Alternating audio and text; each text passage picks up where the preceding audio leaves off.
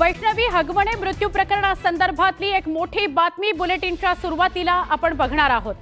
वैष्णवी हगवणे मृत्यू प्रकरणी राजेंद्र हगवणे आणि सुशील हगवणे या दोघांची पोलीस कोठडी आज संपणार आहे। आज दुपारी पिंपरी चिंचवड पोलीस दोन्ही आरोपींना कोर्टात हजर करतील। या दोघांना कोर्टाने 28 मे पर्यंत पोलीस कोठडी सुनावली होती। पोलीस कोठडी संपल्यानंतर पिंपरी चिंचवड पोलीस या दोघांच्या पोलीस कोठडीची पुन्हा मागणी करणार आहेत।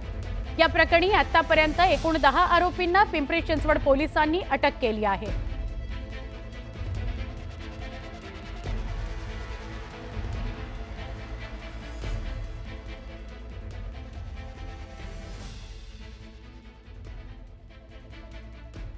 वैष्णवी हगवणे मृत्यू प्रकरणानंतर चर्चेत आलेला गुंड निलेश चव्हाण गेल्या 8 दिवसांपासून फरार आहे। पिंपरी चिंचवड पोलिसांकडून त्याचा शोध घेतला जातोय। अद्यापही तो पोलिसांना सापडलेला नाहीये। त्यामुळे पिंपरी पोलिसांच्या कार्यप्रणालीवर सवाल उपस्थित होत आहेत। वैष्णवीच्या मृत्यूनंतर तिच्या 9 महिन्यांच्या बाळाला कसबटे कुटुंबियांकडे द्यायला निलेशने नकार दिलेला होता। वैष्णवीच्या माहेरच्यांना त्याने पिस्तुलाचा धाक सुद्धा दाखवला। दरम्यान याच प्रकरणी गुंड निलेश चव्हाणवर गुन्हेही दाखल करण्यात आलेले आहेत। त्याच्यावर नुकताच हुंडाबळी प्रकरणीही गुन्हा दाखल झालाय, पण अद्यापही त्याला पकडण्यात पोलिसांना यश आलेलं नाहीये। चव्हाणच्या मागावर पुणे पोलिसांचे 3 आणि पिंपरी चिंचवड पोलिसांचे 3 पथकं रवाना झालेत। याशिवाय आरोपी चव्हाण हवाई मार्गे पळून जाऊ नये म्हणून पिंपरी चिंचवड पोलिसांनी चव्हाण विरोधात लुकआउट नोटीस सुद्धा जारी केलेली आहे।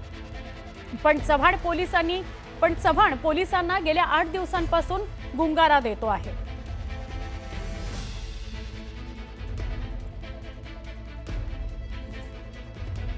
वैष्णवीच्या हुंडाबळी प्रकरणातील आरोपी राजेंद्र हगवणे आणि सुशील हगवणे ज्या थारमध्ये बसून फिरत होते त्या गाडीचा मालक सुयश चौंधे हा समोर आलाय, म्हणजे त्याचं नाव समोर आलंय। आणि धक्कादायक बाब म्हणजे सुयश याच्यावरही पत्नीचा छळ केल्याचा आरोप आहे। त्यामुळे या हगवणे पिता पुत्रांच्या सोबतच्या सगळ्या संबंधितांमध्ये अशाच पद्धतीने महिलांचा पत्नींचा छळ होतो का असा प्रश्न निर्माण झालाय। दरम्यान हगवणे पिता पुत्राला मदत करणाऱ्या सुयश आणि संकेत चौंधे याला ताब्यात घेतला गेलाय।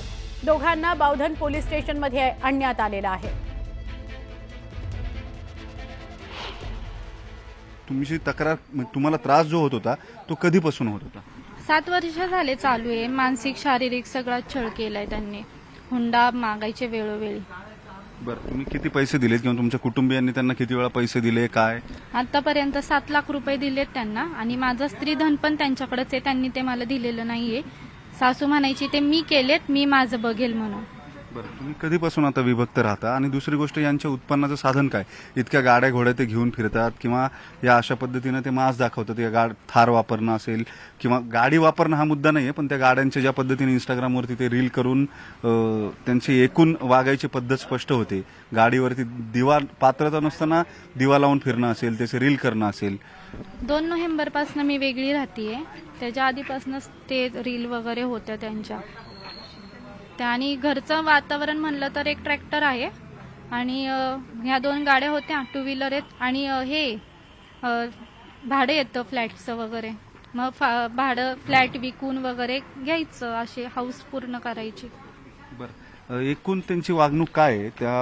तुम्ही बाहेर पडायचं किंवा त्यांच्याशी वाद व्हायचा याच्या व्यतिरिक्त आणखी काही कारण आहे का? त्यांचेही बाहेर काही अफेअर्स होते किंवा काय होते ज्याच्यामुळे? मुलींचा नाद होता, कारण मी कॉल गर्लचे सिलेक्ट केलेले फोटो बघितलेत। त्यांनी त्यातली एक मुलगी सिलेक्ट केलेली ते पण बघितले। ते कॉल गर्ल्सचा नाद तर होताच। बरं, मग तुम्ही जी तक्रार केली ती तक्रार नेमकी काय होती त्यांच्या विरोधामध्ये? तुमच्या खडक पोलीस ठाण्यातल्या केसमध्ये चार्जशीट जे आरोपपत्र जे ते न्यायालयामध्ये दाखल झालेलं आहे असं पोलिसांकडून सांगण्यात आलं? नाही, दाखल झालेलंच नाहीये चार्जशीट अजून। चार्जशीट 2 दिवसात जाईन असं सरांना आता सांगितलेलं आहे, भटकर सरांनी, पण अजून दाखल झालेलं नाहीये। 3 महिन्याच्या अबाव झालेत, 90 दिवस होऊन गेलेत, पण दिलेलं नाहीये चार्जशीट, दाखल केलेलं नाहीये। बरं, त्याने आता तुम्हाला काही परत पुन्हा धमकी दिली होती का? या वैष्णवी हगवण्याच्या प्रकरणानंतर काय झालंय त्याची काही तक्रार तुम्ही केली का? हो, आजच LC दिलाय। 19 मेला मला रात्री 11:41 मला कॉल केला होता। तर ते वैष्णवी सारखी तुझी पण तरा करेल, तुला पण फाशी घ्यायला मजबूर करेन, हे ते वारंवार बोललेत। पैसे घेऊन ये नाहीतर तिथंच राहा, हे पण ते बोललेत. म्हणजे आता आलेल्या फोन शेवटच्या फोन मध्ये सुद्धा हो पैसे मागितले? हो, व्हॉइस कॉल केला होता त्यांनी व्हॉट्सअपला, हम्म. त्याच्यावर हे बोलणं झाले. ते पण पूर्ण ड्रिंक मध्ये त्यांनी कॉल केलेला होता. बरं, तुम्ही त्याच्या संदर्भातली तक्रार दिली आहे का आता? हो, दिली. कुठं? बावधन पोलीस ठाण्यामध्ये. हो. व्हिडिओ जर्नलिस्ट सचिन अन्साटेसह वैभव सोनवणे, न्यूज 18 लोकमत, पुणे.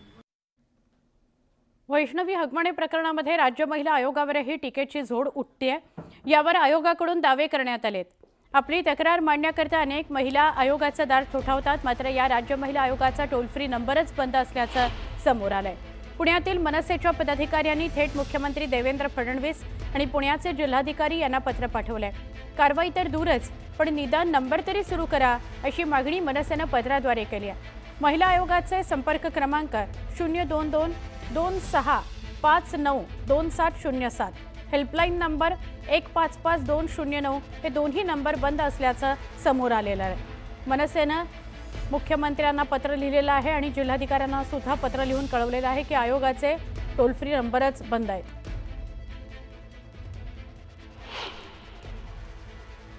लँडलाईन त्यांचा टोल फ्री नंबर आहे 155-209. हा नंबर बघून घ्या तुम्ही. आपण जो नंबर डायल केला आहे तो इनव्हॅलिड आहे. कृपया डायल केलेला नंबर आता मी डायल केला 155-209, जो त्यांच्या वेबसाईटवरतीच अवेलेबल आहे. तोच नंबर, टोल फ्री नंबर आपण डायल केलेला आहे, परंतु तो नंबरच लागत नाहीये. त्यांचा लँडलाईन त्यांचा टोल फ्री नंबर आहे 155-209. हा नंबर बघून घ्या तुम्ही. आपण जो नंबर डायल केला आहे तो इनव्हॅलिड आहे. कृपया डायल केलेला नंबर आता मी डायल केला 155-209, जो त्यांच्या वेबसाईटवरतीच अवेलेबल आहे. तोच नंबर, टोल फ्री नंबर आपण डायल केलेला आहे, परंतु तो नंबरच आमचे प्रतिनिधी वैभव सोनवणे यांच्याशी बोलूया. वैभव, हगवणे कुटुंबासंदर्भातली तक्रार जेव्हा आली तेव्हाही राज्य महिला आयोगावर टीका झाली की त्यांनी दिरंगाई केली. आता या टोल फ्री क्रमांकासंदर्भातली बातमी समोर येते, काय सांगाल?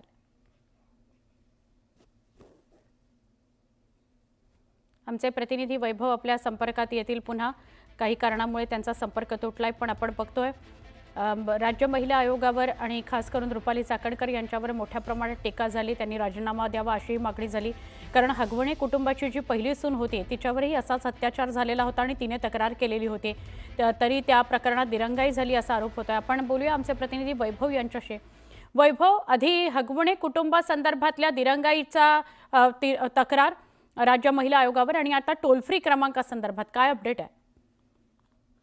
या सगळ्या प्रकरणामध्ये सुवर्णा, महिला आयोग हा सातत्यानं अडचणीत येतोय. हगवणे कुटुंबियातल्या मयुरीच्या तक्रारीच्या संदर्भामध्ये जो गलथानपणा आयोगानं दाखवला तो असेल, त्या पाठोपाठ रुपाली चाकणकर यांच्या समर्थक आहेत रोडे नावाच्या, त्यांनी स्मिता भालेराव या महिला पदाधिकाऱ्याला शिवीगाळ केली आहे. त्या संदर्भात त्यांनी तक्रार जी आहे ती नोंदवली आहे, महिला आयोगाकडे तक्रार नोंदवली आहे आणि सगळ्यात महत्वाचं म्हणजे मुख्यमंत्र्यांकडे मागणी केली आहे महिला आयोग बरखास्त करावा म्हणून. त्याच्या पाठोपाठ आता महिला आयोगाच्या ज्या हेल्पलाईन आहेत, त्या हेल्पलाईन बंद असल्याचा आरोप जो आहे तो काही कार्यकर्त्यांनी केलेला होता.